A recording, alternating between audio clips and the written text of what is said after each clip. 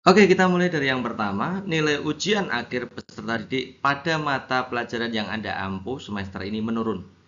Salah satu peserta didik mengadu kepada guru lain bahwa ada beberapa materi yang belum diajarkan di kelas. Padahal Anda merasa telah menjelaskan semua materi yang ada pada rancangan pelaksanaan pembelajaran atau RPP di kelas Anda.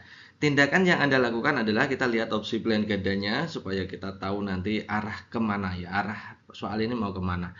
Yang A menegur peserta didik tersebut karena mengatakan hal yang tidak sesuai. Yang B memberikan nilai jelek di rapor kepada peserta didik yang telah memfitnah Anda. Yang C memberikan kesempatan kepada peserta didik untuk mengulang ujian dan memberikan soal yang sama. Yang D melakukan evaluasi di akhir jam pelajaran sesuai dengan RPP setiap hari. Yang E menyediakan form evaluasi online setelah peserta didik melaksanakan ujian agar menjadi masukan bagi Anda. Jadi begini teman-teman. Teman-teman di situ lihat masalahnya adalah masalah utamanya teman-teman harus tahu dulu. Ini masalah utamanya adalah nilai UA, nilai ujian akhirnya adalah turun. Nah, itu fungsi asesmennya masuk di situ teman-teman ya. Jadi ketika nilai UA atau ujian akhirnya turun, maka asesmen itu kita tahu ya setelah dianalisa itu harus ada fungsinya ya, harus ada fungsinya. Kita lihat dulu tentang prinsip-prinsip asesmen. Ini terkait dengan asesmen kan. Jadi kita baca dulu tentang prinsip-prinsip asesmen.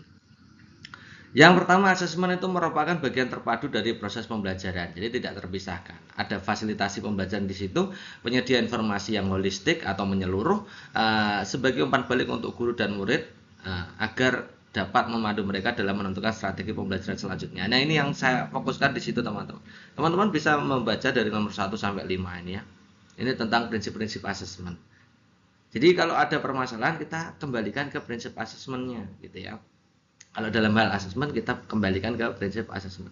Jadi tujuan dari asesmen itu adalah salah satunya adalah untuk menentukan strategi pembelajaran selanjutnya. Artinya ada umpan balik di situ. Nah, bagaimana asesmen itu bisa bermakna bagi kita, bisa melakukan tindakan selanjutnya, itu yang menjadi fokusnya.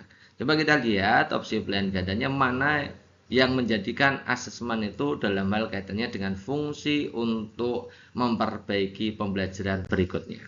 Nah, coba kita lihat yang akan menegur peserta didik tersebut karena mengatakan hal yang tidak sesuai. Nah, ini tidak ada hubungannya dengan tindakan follow up atau pembelajaran selanjutnya gitu ya. Yang B memberikan nilai jelek di rapot. Nah, ini tidak etis gitu ya. Kita sebagai pendidik tidak etis demikian. Yang C memberikan kesempatan kepada peserta didik untuk mengulang ujian memberikan soal UAS yang sama. Ini lebih masuk ya sebagai tindakan reflektif guru dalam melakukan tindak lanjutnya kira-kira seperti apa. Yang D melakukan evaluasi di akhir jam pelajaran sesuai dengan RPP tidak efektif.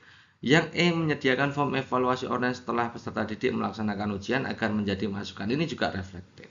Nah, kaitannya dengan nilai UA, jadi guru itu untuk melaksanakan perbaikan pembelajaran selanjutnya, ya di tahap selanjutnya harus dapat masukan. Nah, salah satu masukannya adalah bentuknya di situ adalah form evaluasi online gitu ya.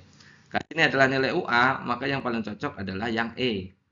Kita tahu dulu, kita cari modal dulu untuk perbaikan selanjutnya itu kira-kira permasalahannya di mana. Nah, ini tindakan diagnostik maksudnya. Jadi skor 5-nya pasti di sini, 4-nya di D, kemudian 3-nya di C, 2-nya di A, kemudian yang B-nya 1 gitu ya teman-teman ya. Jadi teman-teman setiap soal yang teknis itu teman-teman bisa yang bagian umum ya, bagian pedagogik umum ya, itu teman-teman bisa lihat apakah benar sesuai dengan teori yang Anda kuasai ya, tentang asesmen ya, teori asesmen gitu ya. Kemudian yang kedua, selama ini Anda menggunakan metode ceramah saat mengajar. Nah, kebanyakan peserta didik telah terbiasa dengan metode tersebut dan dapat memahami pelajaran dengan baik. Nah, di sisi lain metode tersebut menyebabkan kelas tidak aktif karena pembelajaran hanya dilakukan satu arah. Sebagai seorang guru, tindakan ke depan yang Anda lakukan adalah titik-titik. Kita baca dulu opsi pilihan gandanya. Menggunakan metode ceramah dengan menambahkan sesi tanya jawab agar terjadi komunikasi dua arah. Menggunakan metode lain agar pembelajaran dua arah dan menjelaskan lebih mudah dipahami. Menggunakan metode ceramah, dan seterusnya. Jadi ini intinya adalah kalau kita menggunakan metode ceramah dan itu terbiasa, anak sudah terbiasa dan berhasil ya, dianggap berhasil, memahami pembelajaran dengan baik, apakah kita tetap menggunakan metode ceramah atau metode yang lain. Itu ya teman-teman ya. Oke teman-teman, saya tanya dulu, metode ceramah itu sekarang sesuai nggak dengan prinsip-prinsip pembelajaran, desain pembelajaran, gitu ya. Nah, coba kita lihat desain pembelajaran itu punya prinsip teman-teman. Sebagaimana asesmen tadi, jadi punya prinsip masing-masing, punya prinsip, itu bertentangan dengan prinsip yang ada atau tidak, gitu ya. Oke, jadi dalam kita membuat RPP atau membuat desain pembelajaran itu yang pertama harus memperhatikan perbedaan individu. Maka kalau sekarang itu namanya pembelajaran berdiferensiasi, gitu ya. Yang kedua, berpusat pada peserta didik. Artinya apa? Tidak satu arah dari siswa. Jadi yang bekerja siapa? Yang belajar siapa? Siswa. Nah, kita hanya fasilitator. Sebenarnya itu motivator, fasilitator, gitu ya. Berbasis konteks, artinya materi yang kita berikan itu harus kontekstual, gitu ya. Bukan abstrak, gitu ya. Yang keempat, berorientasi kekinian. Nah, metode ceramah itu sudah metode kuno, dan banyak peneliti yang mengatakan bahwa metode ini hanya menyerap sampai ke 10-20% saja. Jadi perlu ada inovasi baru kan gitu. Yang kelima, mengembangkan kemandirian belajar. Nah, kalau metode ceramah mandiri belajar enggak. Yang enam, memberi umpan balik dan tindak lanjut pembelajaran. Yang ketujuh, memiliki keterpaduan antara kompetensi. Ini masih masuk ya. Memanfaatkan teknologi informasi dan komunikasi. Jadi gini teman-teman, metode ceramah memang bagus, tapi tidak digunakan untuk terus-menerus karena desain pembelajarannya punya prinsip sendiri gini. Jadi kita harus mempercayai bahwa prinsip desain pembelajaran ini memang bagus, gitu ya teman-teman ya. Oke, jadi intinya adalah kita tidak boleh melulu menggunakan metode ceramah kan gitu secara aturan kan gitu ya. Kita lihat yang A, menggunakan metode ceramah dengan menambahkan sesi tanya jawab agar terjadi komunikasi dua arah. Ini masih pakai ceramah terus gitu ya. Meskipun sudah dimodifikasi, lumayan lah ada modifikasi. Yang B, menggunakan metode lain agar pembelajaran dua arah dan penjelasan lebih mudah. Yes. Yang C, menggunakan metode ceramah secara konsisten karena telah terbiasa. No ya. Menggunakan metode ceramah karena sudah terbukti berhasil. Ya no juga. Yang E, menggunakan metode pembelajaran lain jika peserta didik menghendaki. Ini lumayan setengah yes ya. Jadi yang terbaik adalah opsinya adalah opsi B. A-nya di 4, ya 4-nya di A, kemudian E-nya di 3, kemudian D-nya 2, yang terakhir ini C, gitu ya teman-teman ya. Jadi teman-teman harus jawab B gitu ya. Soal berikutnya, mayoritas peserta didik di sekolah Gemilang ternyata masih minim literasi. Untuk itu, Bu Dewi ingin mengusulkan program membaca buku di awal jam pelajaran. Salah satu rekan Bu Dewi atau Pak Sony merasa ide tersebut tidak tepat sasaran karena motivasi dalam membaca belum ada. Nah, perdebatan ini juga disaksikan oleh guru lain yaitu Bu Tias. Yang sebaiknya Bu Tias lakukan adalah titik-titik.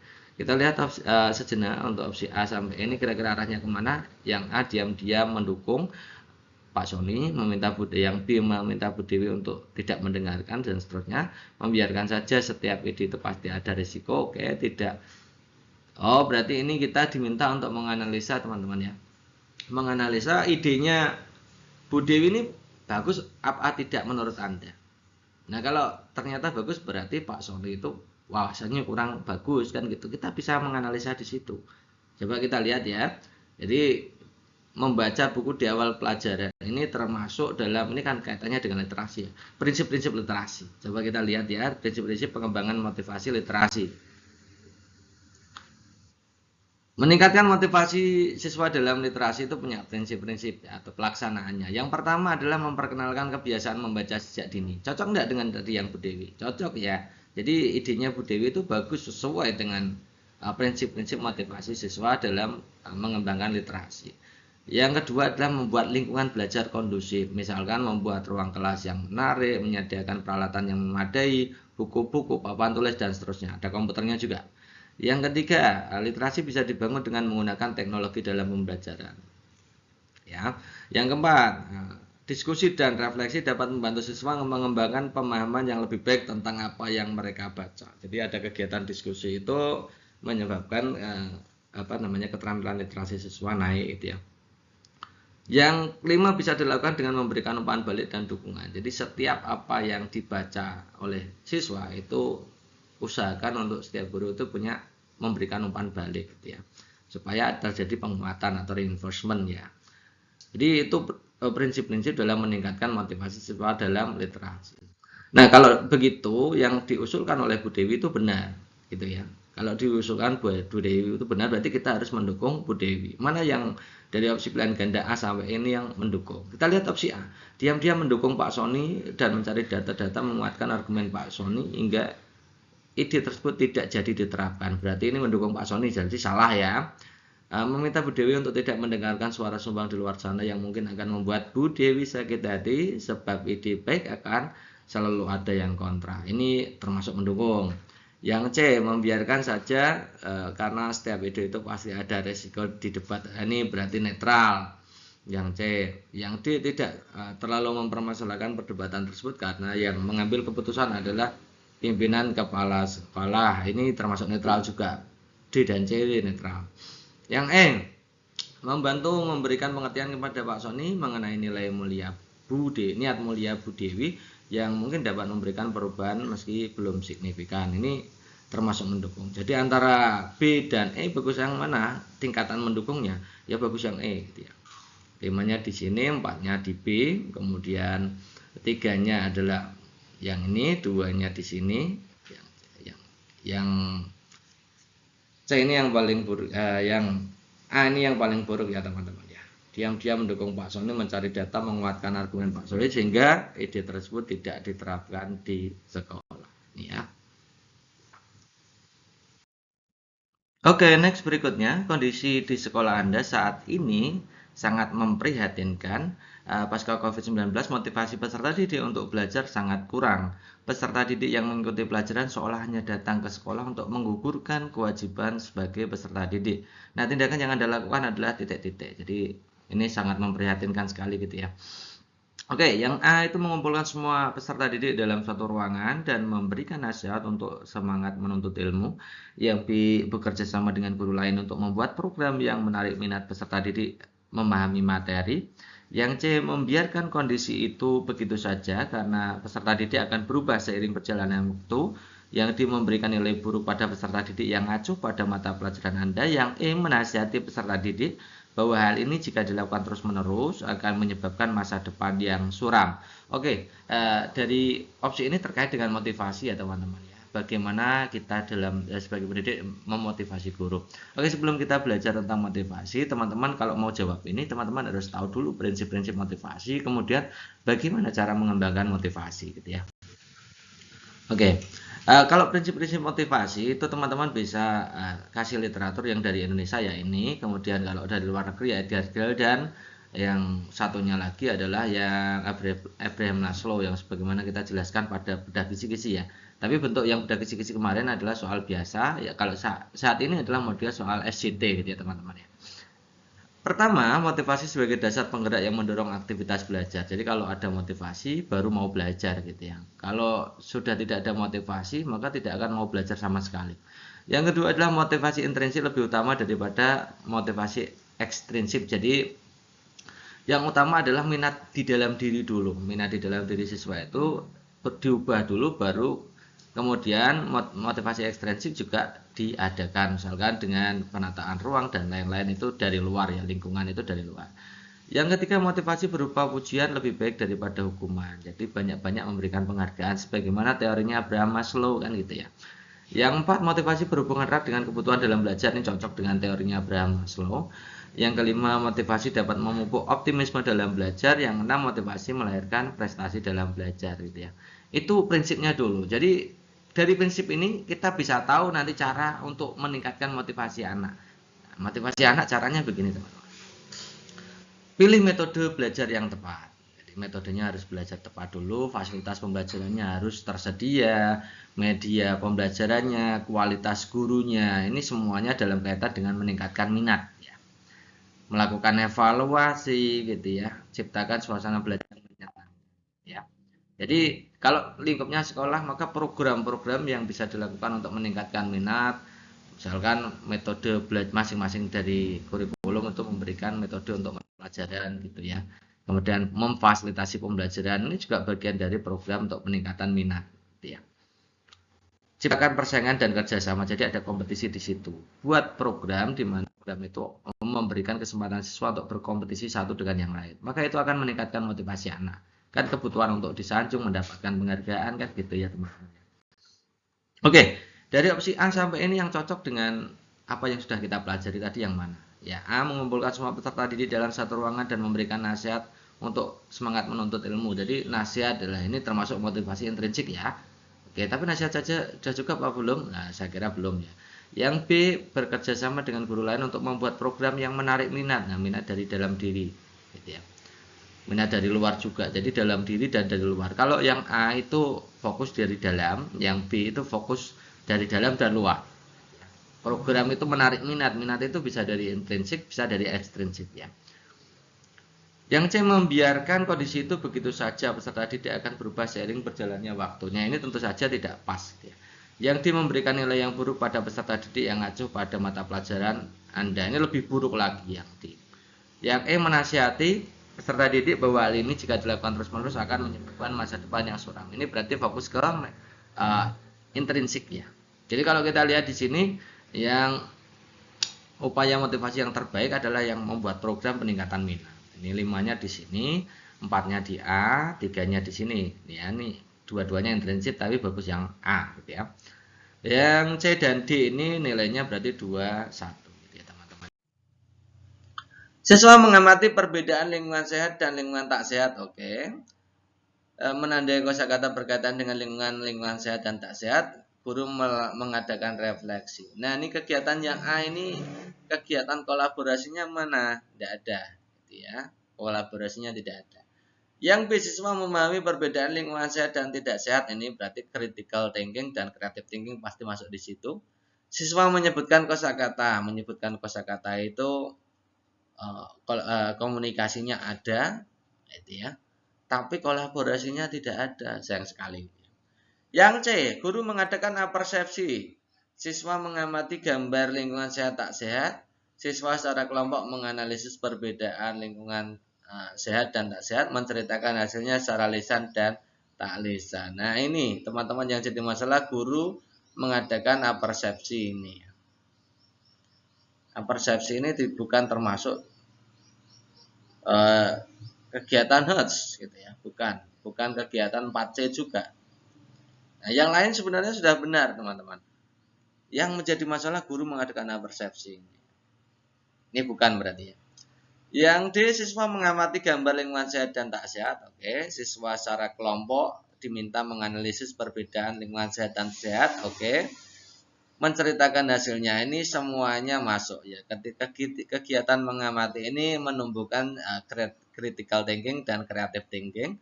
Siswa berkelompok ini kolaborasinya masuk, menganalisis itu critical thinkingnya masuk, menceritakan itu komunikasinya masuk. Jadi 4C-nya masuk, kemudian hostnya juga ada ya.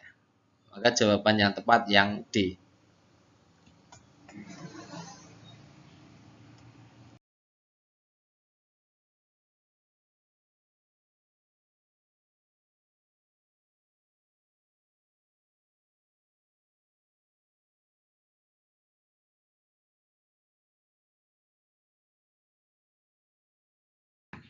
Kita mulai dari yang nomor pertama. Tahun ini sekolah Anda mengadakan lomba sebagai bentuk perayaan ulang tahun sekolah. Anda diminta untuk menjadi koordinator lomba, yaitu koordinasi lomba. Namun Anda kesulitan untuk menarik minat calon peserta lomba. Upaya yang Anda lakukan adalah titik-titik. Nah, pertanyaan ini sebenarnya terkait dengan bagaimana peran teman-teman kalau di dalam kelas gitu ya. Bagaimana meningkatkan minat dari peserta didik kan gitu sebenarnya. Tapi ini diarahkan ke situasi lain, misalkan dalam kondisi lomba. Jadi teman-teman harus memahami dulu konsep minat ya. Minat itu seseorang dikatakan berminat itu yang pertama jika tahu. Ya, tahu dulu. Yang kedua, jika butuh. Ya, jika butuh. Jadi tahu, butuh, kemudian ada perhatian, ada kesenangan, ada motivasi. Itu namanya indikator minat, teman-teman ya. Nah, dari opsi A sampai ini teman-teman diminta untuk menganalisa mana yang di dalamnya itu ada unsur tahu informasinya, kemudian ada butuh, kemudian ada motivasi, kemudian ada tingkat ketertarikan atau kesenangan. Kita lihat opsi A, meminta bantuan kepada rekan guru lain untuk mencarikan calon peserta lomba dari sekolah lain. Berarti nanti informasi yang keluar atau peserta itu taunya hanya dari guru-guru lain tadi yang dari sekolah lain itu. Ya, oke ya. Yang B, membentuk panitia khusus dalam rangka mempublikasikan kegiatan lomba yang diadakan oleh sekolah Anda. Jadi ini ada tim khusus yang melakukan publikasi. Jadi sangat sangat tepat ya, karena di situ untuk melihat ranah yang tahu tadi ya, tahu informasi dulu. Nah, berarti B ini lebih bagus dari yang A. Yang C, menganalisis komunikasi efektif untuk menarik minat calon peserta lomba dalam forum guru mata pelajaran. Jadi nanti peserta didik dari sekolah lain itu hanya tahu diberitahu oleh guru mata pelajaran di masing-masing itu ya. Jadi bagus yang B, kalau B itu ada panitia khusus yang memang publikasi gitu ya, tidak mengandalkan hanya dari rekan guru lain atau dari rekan guru mata pelajaran MGMP. Yang D, meminta kepada tiap-tiap sekolah untuk mengirimkan perwakilan sebagai peserta lomba yang diadakan oleh sekolah Anda. Jadi nanti sekolah itu mengirimkan gitu ya, sekolah lain itu mengirimkan. Taunya ya dari sekolah itu. Nah, kalau B dan D bagus mana ya? Tetap bagus B. Yang E, meminta setiap kelas mengirimkan calon peserta lomba yang didampingi wali kelas. Nah, itu kalau yang E ini publikasinya hanya di intern sekolah. Jadi minat yang dari luar tidak ada gitu ya teman-teman ya. Jadi memang yang paling baik untuk skornya adalah yang B, 5. Kemudian yang efektif kedua yang menghasilkan banyak orang yang tertarik itu yang nomor D ini. Ini sekolah lain yang diminta untuk mempublikasikan. Kemudian lewat guru MGMP ya. Kemudian meminta salah satu guru lain ya, mencarikan peserta lomba dari sekolah lain. Kemudian yang ini skornya paling rendah. Nah, gitu teman-teman ya. Jadi teman-teman harus memahami indikator minat. Nanti teman-teman tidak hanya ditanyai tentang minat dalam kaitan situasi peserta lomba, tapi juga minat dalam kegiatan belajar. Jadi kata kuncinya apa tadi teman-teman? Seseorang dikatakan berminat yang pertama jika tahu, ya, tahu informasinya. Yang kedua jika motivasinya ada. Yang ketiga jika butuh. Jadi seseorang itu akan punya minat jika ia membutuhkan itu. Ya, sebagaimana teorinya Abraham Maslow kan juga demikian. Gitu ya. Oke gitu ya teman-teman ya. Oke lanjut ke next soal berikutnya.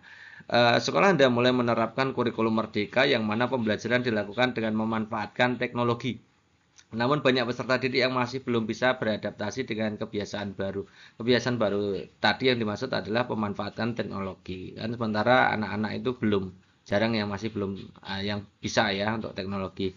Hal yang sebaiknya Anda lakukan dalam mengajar adalah titik-titik. Nah, ini yang saya tangkap dari soal nomor 2. Ya, teman-teman harusnya juga bisa menangkap.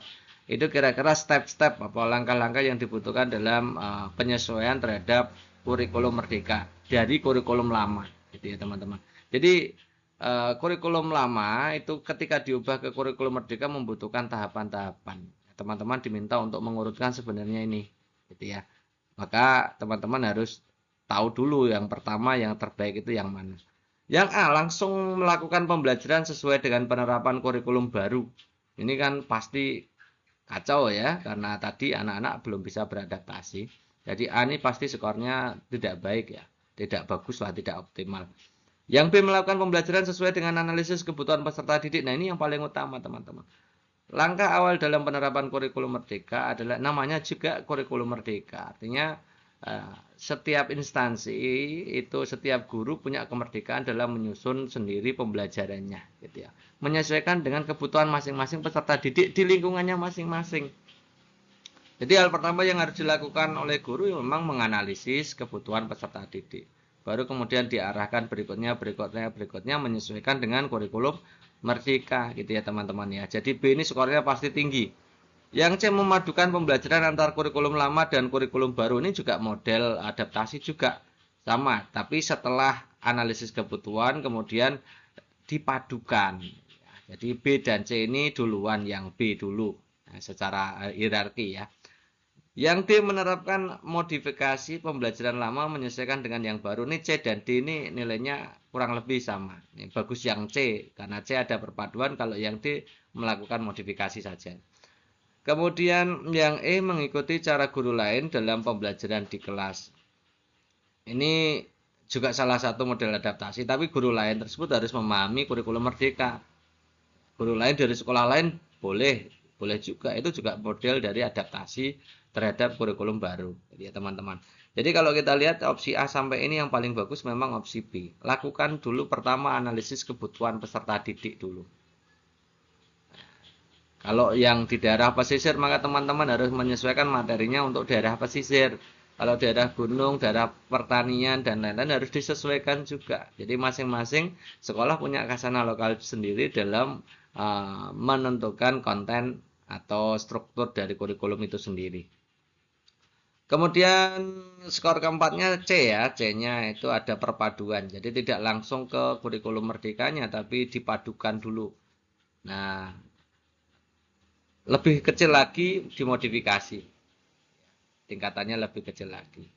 Kemudian duanya ada mengikuti cara guru lain. Yang paling kecil ya langsung ini, karena langsung tadi sudah dikatakan bahwa kurikulum merdeka tadi ada banyak masalah terhadap adaptasi. Ya, begitu teman-teman ya.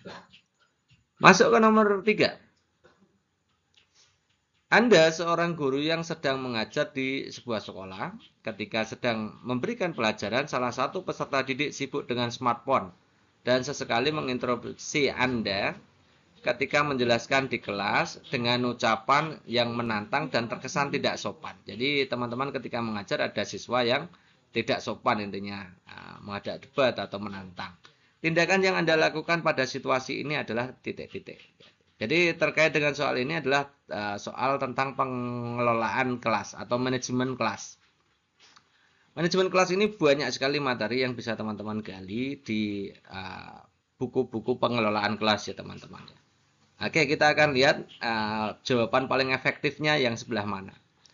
Yang A, memaklumi perilaku peserta didik dan melanjutkan proses pembelajaran di kelas. Ini tentu saja tidak memberikan contoh yang baik.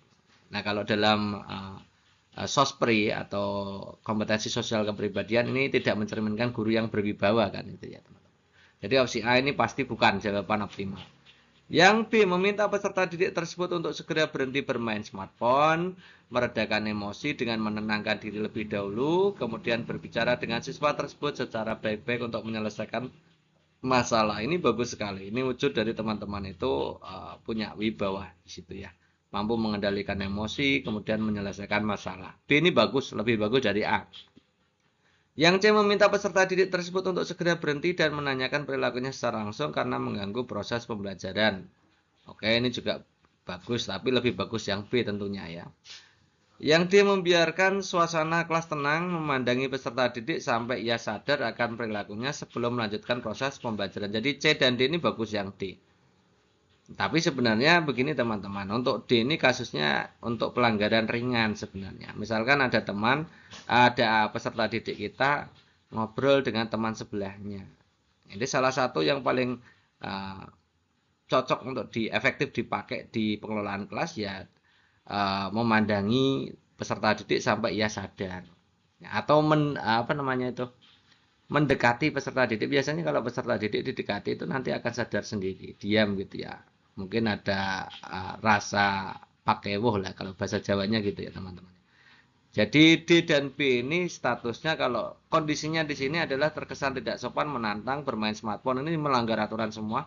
Maka B ini yang lebih baik daripada yang D.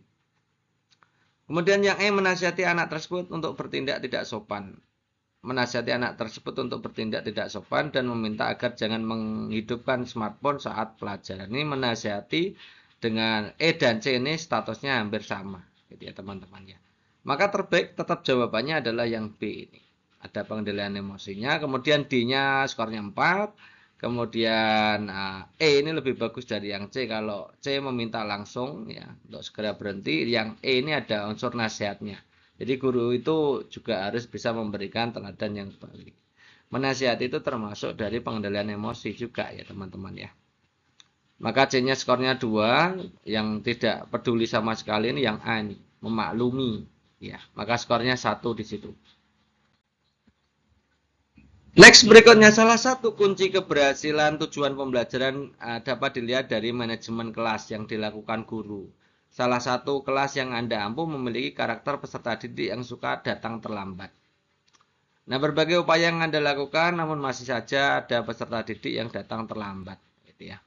Upaya yang Anda lakukan adalah titik-titik. Oke, kita lihat ini juga terkait dengan manajemen kelas. Yang A, membuat kesepakatan kelas bersama peserta didik dan menempelnya di papan buletin dalam kelas. Oke, ini good, bagus. Yang B, tidak bosan untuk mengingatkan peserta didik untuk datang tepat waktu di kelas. Nah, ini A dan B ini hierarkinya memang bagus yang A, teman-teman ya. Mengingatkan itu hierarkinya lebih bagus yang A.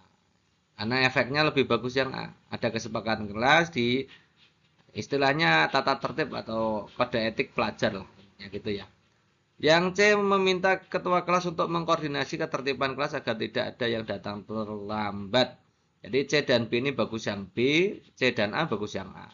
Ya, statusnya C ini berarti di bawah A dan B. Kemudian yang D, memberikan konsekuensi pada peserta didik yang masih datang terlambat di dalam kelas. Ini juga bagus. D dan A ini sama-sama bagus sebenarnya. Tapi kalau kita lihat kualitasnya memang bagus yang A. Kalau D ini cenderung memberikan hukuman. Ya, kalau yang A itu cenderung menuju ke kesadaran. Jadi antara hukuman dan kesadaran bagus mana? Yang A, tetap kesadaran. Yang E, menegur siswa yang datang terlambat. Ini menegur ini sama dengan mengingatkan. Jadi kalau kita lihat yang memang yang terbaik jawabannya A. Kemudian memberikan konsekuensi, mengingatkan ya, mengingatkan ini skornya 4, kemudian meminta ketua kelas untuk mengkoordinasi ketertiban 3, 2-nya didik. Oh ya, yang E ini kenapa nilainya paling rendah? Karena di situ bukan menegur tentang keterlambatannya, tapi menegurnya secara langsung di hadapan kelas sehingga malu. Nah, ini nanti membunuh karakter dari peserta didik yang bersangkutan. Ya, memang memberikan efek jerah, tapi ini kalau dibiarkan kadang menimbulkan rasa tidak nyaman pada siswa dan dendam, ya teman-teman ya. Ini termasuk jenis pengelolaan kelas ya begitu. Skor satunya di sini ya.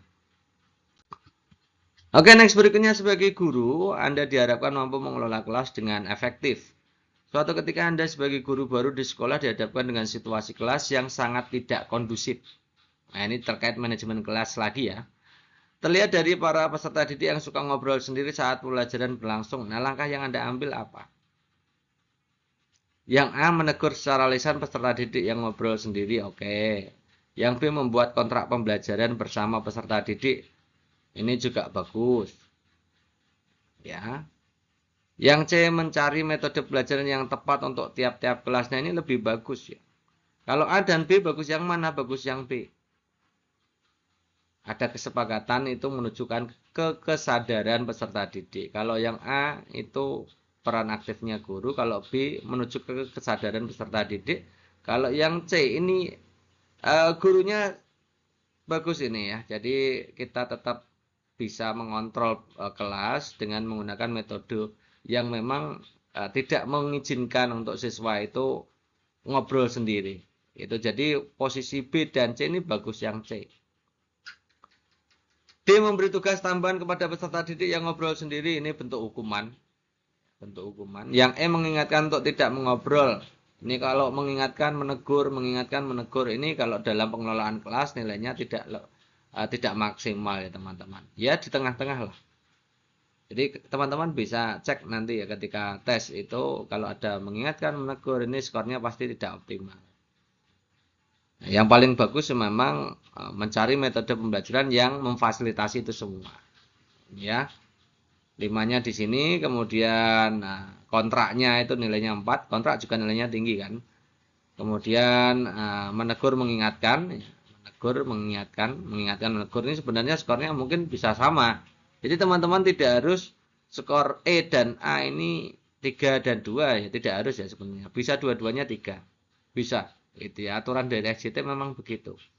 Kemudian model hukuman ini upayakan teman-teman kalau yang model hukuman ini skornya direndahkan ya. Jadi jangan pilih yang model-model hukuman gitu ya. Next berikutnya sebagai guru mata pelajaran Anda memberikan pokok bahasan sesuai dengan modul yang Anda buat. suatu ketika guru mata pelajaran yang sama dengan Anda mendapatkan kesulitan karena rata-rata nilai yang didapatkan peserta didik rendah.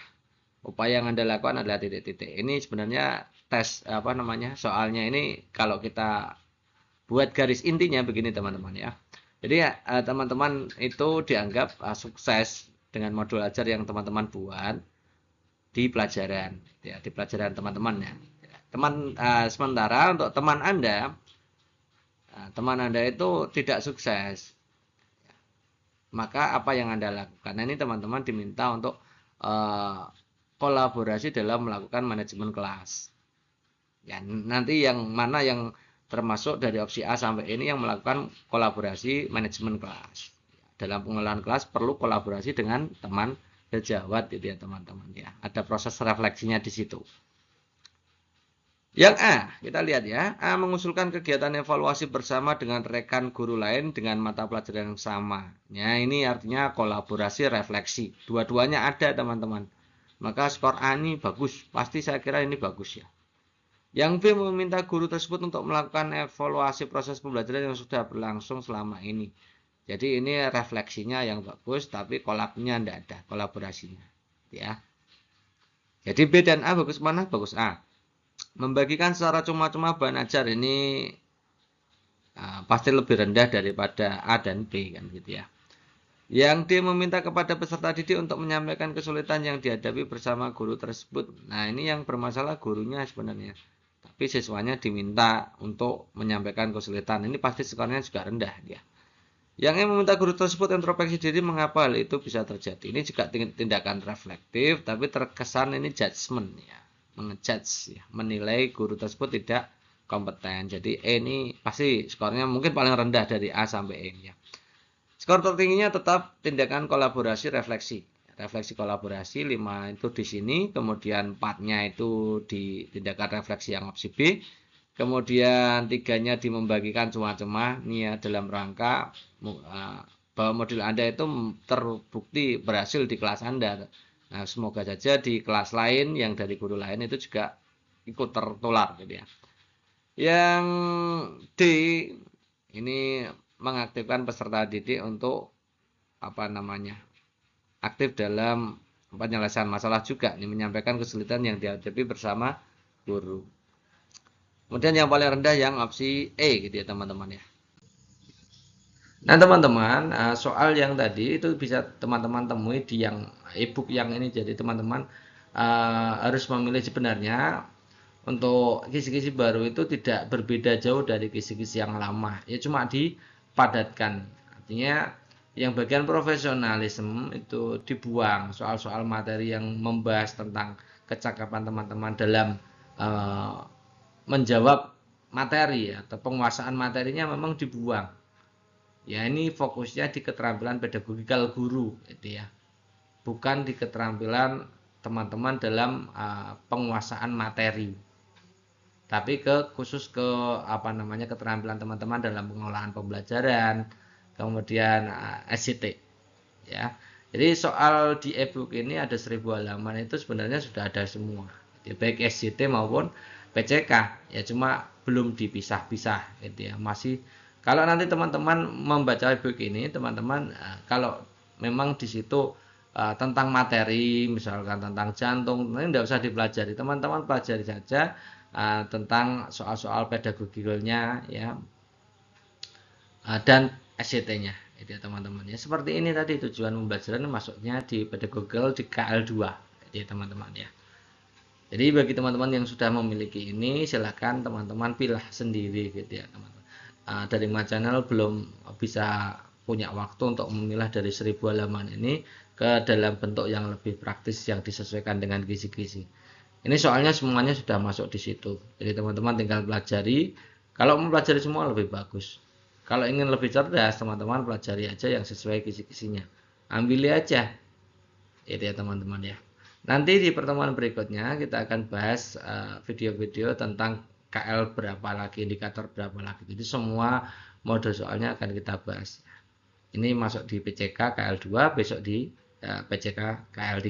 Jadi teman-teman tetap stay tune di channel kita tercinta dari Maja. Oke, itu dulu teman-teman untuk pembahasan kita kali ini. Terima kasih atas perhatiannya. Assalamualaikum warahmatullahi wabarakatuh.